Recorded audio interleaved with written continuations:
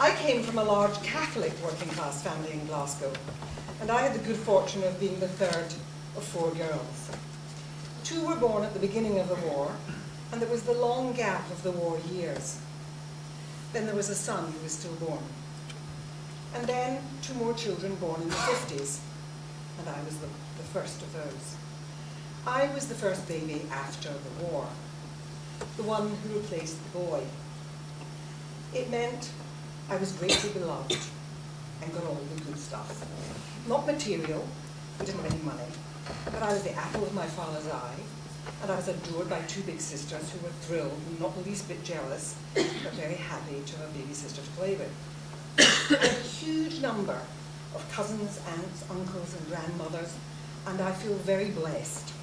But even for me, there were the special relationships outside of my home, which suggested other possibilities, opened up new vistas, widened my horizons, and made me feel that I was special. I was probably not much different from many other kids in Glasgow, but once the thought enters your head and someone tells you that you're really clever, or that you've got a talent, or that you're a great kid, it makes anything possible. It's a secret that you hug to yourself, and it sees you through many disappointments and gives you self-worth and determination to live up to it.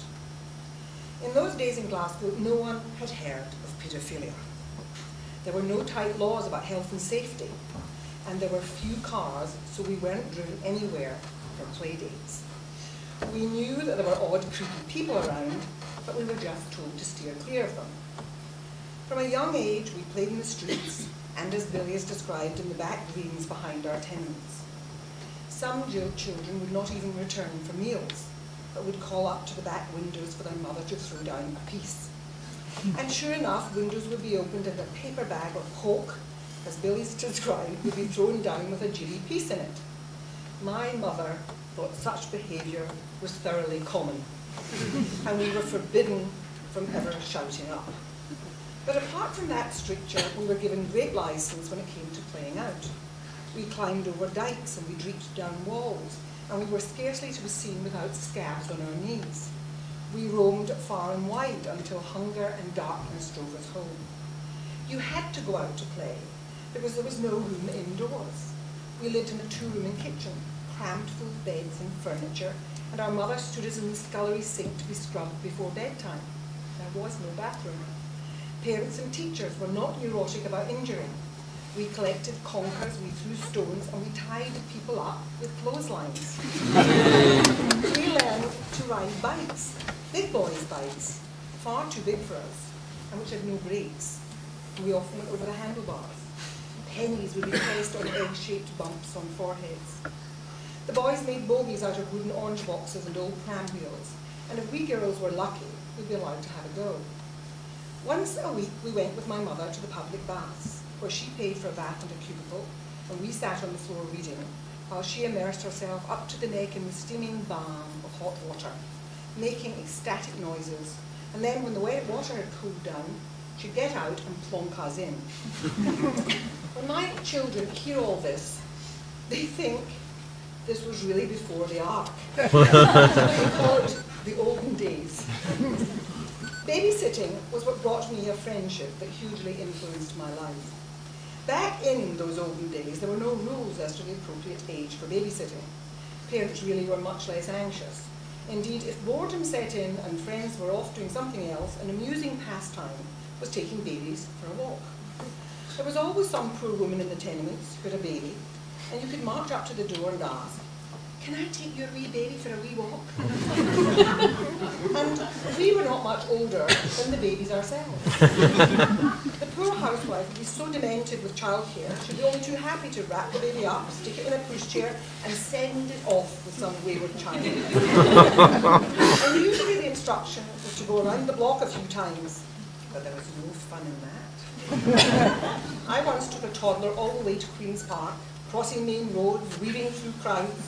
I was only about 7. I took the baby to the pond to show her the ducks, and then I let her out of the pram so that she too could have a wee walk. And she wanted to push the pram, and with one shove, the pram careered down a slope into the water. We stood and watched as the pram sank. taking the blanket with it. A kind man fished the contraption out of the pond and wrung out the blanket, all the while asking where our mother was. I pointed wildly, got the baby back into the wet pram, and carrying the wet blanket made my way back home, fearful of the consequences. Poor Mrs. Jardine had no idea where we were. There she was, standing in the close, her head in her hands, praying very loudly. She was at first horrified about all the wetness, but then she was so relieved that the child was fine, she clutched it to her bosom and disappeared up the stairs. It was my mother who scalped me roundly for being so wicked. However, despite my Mary Bell tendencies, I was later asked to properly babysit for a couple who had a young child. And by then I was about 11 or 12. A dab hand and experience. The husband was a teacher, not in my school, but they knew someone who knew someone, as was the way in Glasgow. They both loved to sing and were in a choir, so they wanted to attend rehearsals for a couple of hours once a week. Their home wasn't like ours. It was chock full of books and broadsheet newspapers. The pictures on the wall were not the Sacred Heart of the Virgin Mary. They had a record player and a collection of classical music, which was very foreign to me. Paddy taught classics and was delighted that I liked Latin too. My friendship with this couple became very precious to me. It was mine. It was separate from my very rowdy family. And I think I was different when I was with them, because I was not surrounded by all my relatives. And unlike school, I was not surrounded by all my friends. And even though I was fortunate not to have serious problems, all I can say is that I learned from them the value of friendship, ideas of what I could do with my life. And I learned that between different generations, there can be deep and meaningful friendship. I think it's a wonderful charity.